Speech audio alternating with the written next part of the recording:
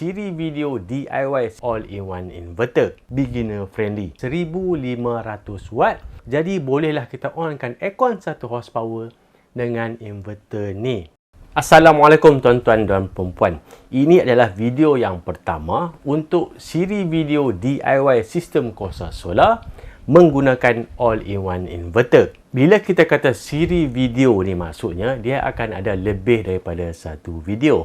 Hari ni mungkin kita tengok tentang inverter, besok kita tengok tentang mereka, kemudian kita tengok pula tentang bateri, dan benda ni akan berterusan. Dan tujuan saya buat video ni adalah untuk share dengan tuan-tuan macam mana cara tuan-tuan nak DIY, nak pasang sendiri sistem kuasa solar. Bila kita gunakan all-in-one inverter ni tuan-tuan, sebenarnya agak advance juga, tapi tuan-tuan jangan risau. Video-video yang saya nak buat ni adalah beginner friendly. Maksudnya kalau tuan-tuan yang tak pernah pasang langsung, tak tahu pasal sistem kuasa solar pun, tuan-tuan boleh pasang selepas tuan-tuan tengok semua video-video ni. Dan ini bukanlah kali pertama saya buat tutorial macam ni. Dulu pun saya pernah buat, kita gunakan sistem kuasa solar yang berasingan. Ramai yang follow dan ramai yang boleh pasang sistem kuasa solar sendiri. Untuk kali ni pun sama juga tuan-tuan, beginner friendly.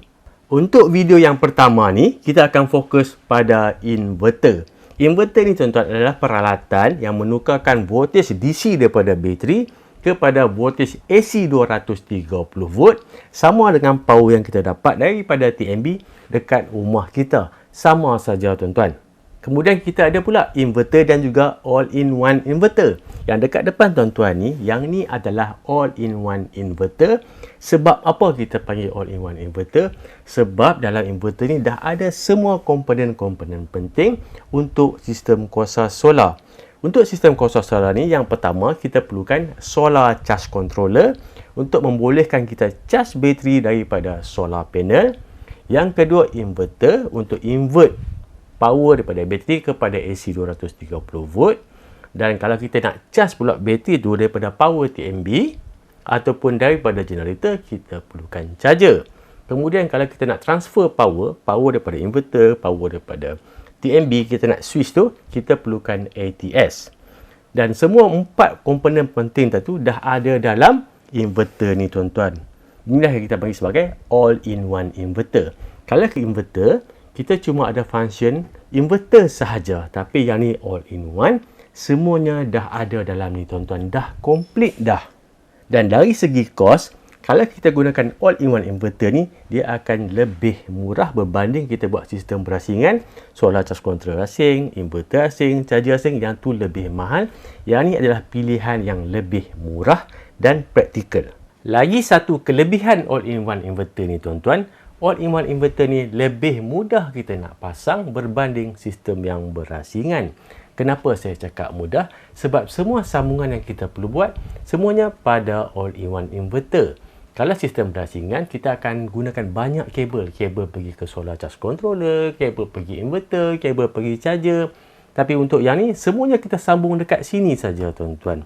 Dan sebab itulah kadang-kadang bila orang minta diagram untuk solar, saya tak pernah bagi sebab tak perlu diagram pun tuan-tuan. Semuanya dia dah label dekat sini. Sebagai contoh, kita mulakan dulu dengan untuk sambungan bateri. Dekat dalam tuan-tuan, dia ada 2 terminal, positif, negatif. Yang dekat dalam tu untuk sambungan kepada bateri. Tapi tuan-tuan jangan risau, nanti saya akan tunjukkan satu persatu, step by step, macam mana tuan-tuan nak buat sambungan nanti. Dekat dalam tu untuk sambungan bateri, positif, negatif. Dan dekat sini pula tuan-tuan, kita ada terminal untuk AC input. AC input ni power daripada TNB dan juga power daripada generator. Ini sebenarnya adalah optional tuan-tuan, pilihan. Kalau kat situ kita ada AC power source, sama ada TNB ataupun generator, barulah kita gunakan. Kalau tak ada, kita tak guna. Dia bukanlah wajib sambung. Tak tuan-tuan, dia tak wajib. Kemudian dekat sini pula tuan-tuan, kita ada AC output. Kita ada live, neutral. Kemudian kat sini pula, ini adalah untuk sambungan kepada solar panel. Positif, negatif. Sebab itulah saya kata, untuk sistem kuasa solar ni, kita tak perlukan diagram. Semuanya dah label dah dekat sini tuan-tuan. Kalau dah mudah nak pasang, kenapa nak kena buat tutorial? Okey, cerita dia macam ni tuan-tuan. Untuk all-in-one inverter ni, nak pasang memang dah mudah. Semuanya sambung dekat sini saja. Tapi masalahnya tuan-tuan, untuk all-in-one inverter ni, tuan-tuan kena faham macam mana sistem all-in-one inverter ni berfungsi dan macam mana kita nak tahu, nak baca spek yang ada pada all-in-one inverter ni. Sebab dekat all-in-one inverter ni kita nak pasang solar panel, kita nak sambung bateri. Jadi kita nak tahu juga berapa saiz solar panel, berapa keping solar panel yang kita nak pasang pada inverter ni. Kalau kita pasang boleh ke tak? Kadang-kadang kita pasang, mungkin kita buat over paneling, kita pasang solar panel yang lebih banyak. Adakah akan merosakkan inverter ni? Ataupun katalah kita ubah daripada sambungan secara siri, kita ubah kepada sambungan secara selari. Apa akan jadi? Berasap ke tak inverter kita ni? Benda-benda itulah yang tuan-tuan kena faham, tuan-tuan kena baca dalam manual. Dan sebenarnya bukan tuan-tuan yang beginner ataupun yang tak pernah pasang solar. Kawan-kawan yang pernah pasang solar pun dia akan hadapi masalah yang sama. Sebab ramai yang tak nak baca manual. Beli barang, beli inverter, manual campak. Tak baca. Bila ada masalah, bang saya dah pasang tapi ada masalah lah. Dia tak charging. Sebab apa? Sebab tak baca manual. Tujuan video ni tuan-tuan, kita akan fokus kepada setting inverter, apa yang kita boleh buat, apa yang kita tak boleh nak buat, macam mana nak cari solar panel, macam mana nak tentukan bateri yang sesuai. Semuanya akan ada dalam siri video ni tuan-tuan. Jadi kalau nak pasang solar, nak pasang inverter, kita kena kenal dulu inverter. Inverter ni tuan-tuan, kita ada inverter 12 volt, inverter 24 volt dan inverter 48 volt. Dan benda ni sebenarnya merujuk kepada voltage bateri yang perlu kita gunakan. Sebagai contoh, yakni inverter 12 volt. Jadi voltage bateri yang kita nak gunakan nanti mestilah 12 volt. Kalau kita nak gunakan 2 biji bateri, boleh, tapi kita akan sambung secara selari untuk jadikan sistem 12 volt. Bateri ni kalau 12 volt, kita sambung secara siri, dia akan jadi 24 volt. Kalau kita sambung secara selari, dia akan jadi 12 volt juga, tapi kapasiti dah berganda. Untuk inverter 12 volt ni, kalau kita sambung bateri secara siri, jadi 24 volt, kita sambung dekat inverter ni akan rosak tuan-tuan, dia akan berasap, dia akan terbakar. Jadi penting kita tahu inverter tu 12 volt ke, 24 ke ataupun 48 volt. Kalau kita guna inverter 48 volt tapi bateri kita 12 volt, inverter tu tak rosak tapi inverter tu takkan hidup, kita takkan boleh on. Jadi kalau inverter 12 volt, kena guna bateri 12 volt. Inverter 24 volt, bateri 24 volt. Inverter 48 volt, bateri 48 volt. Tentang kapasiti nanti kita akan sentuh, jangan risau. Tadi kita cerita tentang bateri berapa volt yang kita boleh sambung pada inverter ni. Seterusnya tuan-tuan tentang solar panel. Berapa watt solar panel yang kita boleh sambung pada inverter ni. Untuk inverter ni, maksimum solar power adalah 1000 watt. Boleh tak kita guna kurang pada 1000 watt? Boleh, asalkan voltage cukup untuk start charging. Dan boleh ke tak kita lebih pada 1000 watt? Boleh tuan-tuan. Katakanlah tuan-tuan gunakan 2 keping solar panel 600 watt. Tuan-tuan sambung secara siri, dia akan jadi 1200 watt. Boleh lagi. Itu yang kita panggil sebagai over paneling. Katakanlah tuan-tuan dapat 1100 watt, apa akan jadi? Dia akan limit pada 1000 watt sahaja. Dan lebihan tu, dia tak akan ambil, dia tak akan guna. Dan secara logik pun, buat apa kita nak sambung solar panel yang lebih besar sedangkan inverter ni hanya mampu terima 1000 watt sahaja. Jadi kalau tuan-tuan nak over paneling pun, mungkin tuan-tuan boleh cari solar panel 550 watt, gunakan 2 keping, sambung siri, dia akan jadi 1100. Dan yang lagi satu tuan-tuan, benda yang tuan-tuan kena ingat, bila kita pasang solar panel ni, katakanlah solar panel 100 watt, kita takkan dapat 100 watt. Sebab 100 watt tu adalah testing yang diorang buat dekat lab dalam keadaan standard test condition. Maksudnya, dalam keadaan suhu 25 darjah Celsius dengan pancaran matahari 1000 watt meter persegi. Itu dalam lab. Sebab tu bila kita beli solar panel 100 watt, kita takkan dapat power 100 watt. Kita akan dapat kurang. Mungkin 60, mungkin 70, mungkin 80. Yang tu bergantung kepada kualiti solar panel. Sebagai contoh, pengalaman saya sendiri, saya gunakan solar panel 450 watt. Paling tinggi saya dapat adalah 380 watt. Itu panel premium tuan-tuan. Kalau panel yang murah, yang tuan-tuan dapat dekat Shopee tu, yang tu saya tak pasti. Sedangkan panel premium pun daripada 450 kita akan dapat cuma dalam 380 watt sahaja. Itulah realiti tentang solar. Tapi untuk pemasangan solar panel ni, kita boleh over peneling tapi jangan over voltage. Untuk inverter ni, maksimum voltage daripada solar panel adalah 108 volt. Kalau kita lebih, inverter akan rosak. Untuk bateri tadi, kita ada sambungan siri dan juga selari. Untuk solar panel pun tuan-tuan, sama juga ada sambungan siri dan sambungan secara selari. Untuk inverter ni, dia gunakan MPPT Solar Charge Controller. Jadi, untuk kita nak pastikan charging tu adalah efisien, kita akan buat sambungan secara siri. Maksudnya, dua solar panel, kita akan sambung positif negatif. Itu adalah sambungan secara siri. Tapi tuan-tuan jangan risau, nanti kita akan ada video tentang sambungan solar panel saja. Kita akan ada tutorial. Tapi yang penting kat sini tuan-tuan kena ingat, untuk inverter yang ada MPPT Solar Charge Controller ni, sambungan adalah secara siri, bukan selari. Dan boleh dikatakan hampir semua MPPT Solar Charge Controller ataupun inverter yang ada MPPT Solar Charge Controller, sambungan solar panel mesti secara siri. Dan kalau untuk inverter yang besar, sistem 48 volt, tuan-tuan buat sambungan selari, inverter akan rosak tuan-tuan. Sebab kebanyakan inverter yang lagi besar ni, dia lebih efisien kalau high voltage. Sebab itulah untuk inverter yang semakin besar, sambungan panel adalah secara siri, yang mana voltage daripada solar panel adalah tinggi, 300, 400 sampai 800 volt pun ada, tapi current dia rendah.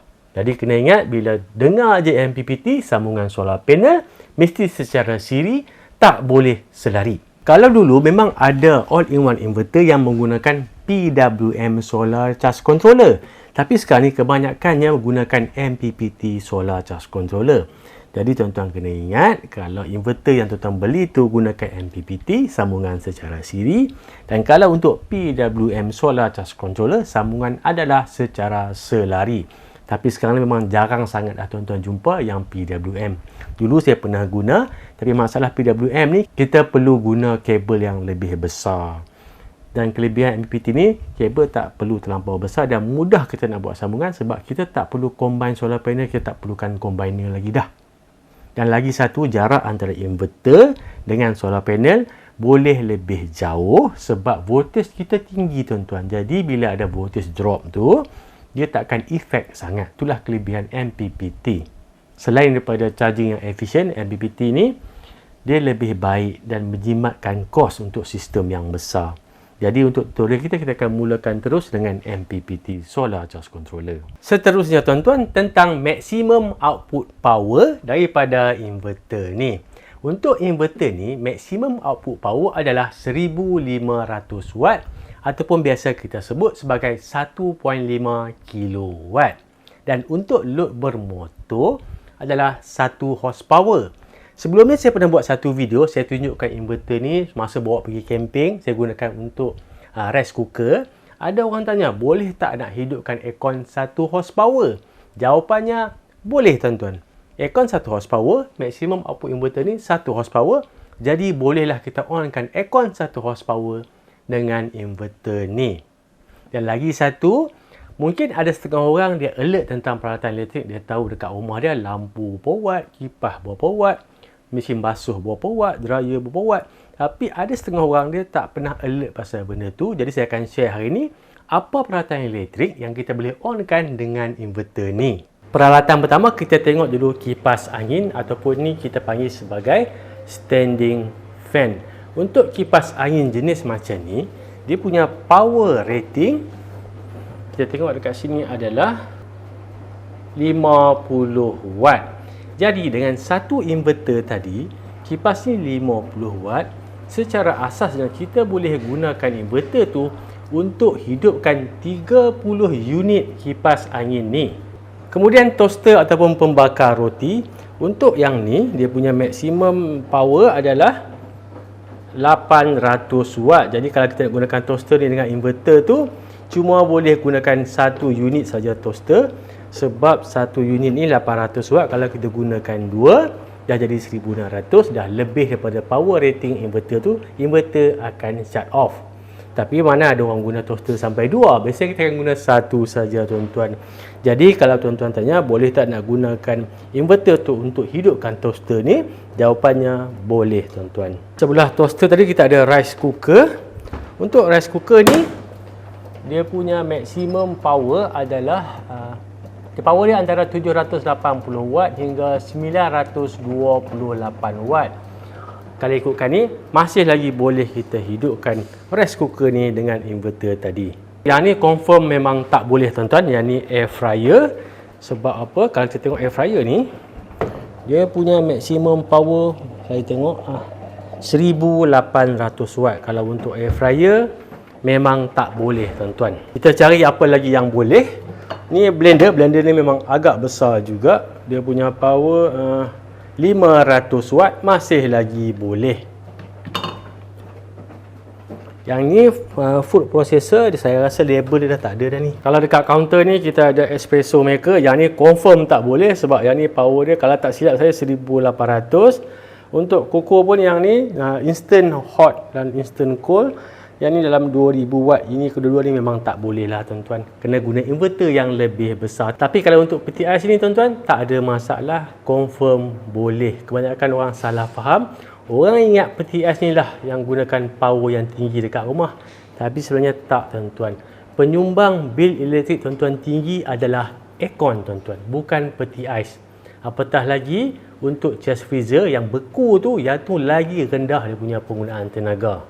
Okey tuan-tuan, tadi saya dah bagi sedikit gambaran kasar apa peralatan elektrik dekat rumah kita yang kita boleh hidupkan menggunakan inverter ni. Tapi tadi contoh macam kipas angin tu memanglah power dia 50 watt. 50 darab 30 biji kipas 1500, tapi tak kalah nak guna sampai 30 unit kipas ataupun 30 biji kipas. Dan lagi satu persoalan yang akan timbul adalah berapa lama kita boleh gunakan peralatan tersebut. Yang tu saya akan cover dalam video tentang bateri nanti. Sebab benda tu melibatkan pengiraan. Bila video pengiraan tentang pengiraan ni, boleh katakan ramai orang tak nak tengok. Tapi benda tu penting tuan-tuan kalau untuk solar ni. Nak tak nak, tuan-tuan kena kira kalau nak pasang solar ni. Dan untuk peralatan elektrik tadi, tuan-tuan tengok dekat rumah tuan-tuan ataupun dekat rumah kebun tuan-tuan. Apa peralatan elektrik yang ada, tuan-tuan tengok dia punya power rating. Tuan-tuan kena tambah semua peralatan tu. Tuan-tuan tengoklah berapa watt keseluruhan. Jadi tuan-tuan boleh tengok adakah sesuai tuan-tuan gunakan inverter ni. Dan tentang power tadi, maksimum power adalah 1500 watt. Tapi apa yang selalu saya buat, saya akan rekomenkan kepada customer guna setakat 1000 watt sahaja. Sebab apa? Sebab kita nak panjangkan jangka hayat inverter ni. Inverter ni bila kita guna maksimum, dia akan panas, kipas dia akan pusing. Itu adalah normal tuan-tuan. Tapi kalau kita nak panjangkan jangka hayat supaya tahan lebih lama, kita guna separuh ataupun 1000 watt sahaja. Sama juga tadi tentang aircon tadi. Kalau tanya boleh tak hidupkan aircon, memang boleh hidup tuan-tuan. Dan sama juga, saya tak rekomenkan tuan-tuan untuk pasang inverter ni semata-mata untuk aircon. Jangan buat kerja macam tu tuan-tuan. Tak perlu membazir dan inverter pun takkan tahan lama. Kalau tuan-tuan plan nak gunakan untuk aircon, carilah inverter yang lebih besar 6000 ataupun 8000 ataupun 10000 watt.